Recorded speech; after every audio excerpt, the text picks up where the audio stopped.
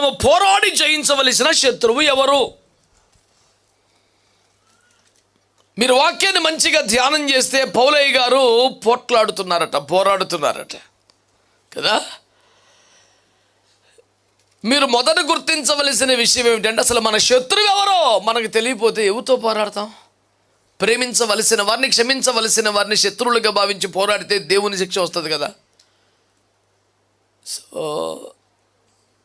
Before you getting ready for a battle, you must know or you must in a position to identify your enemy. Who is that? లేకపోతే ఎట్టా ఎవరిని target పెడతావు, ఎడిపోతావు? Unless and until you identify your enemy with whom you will fight.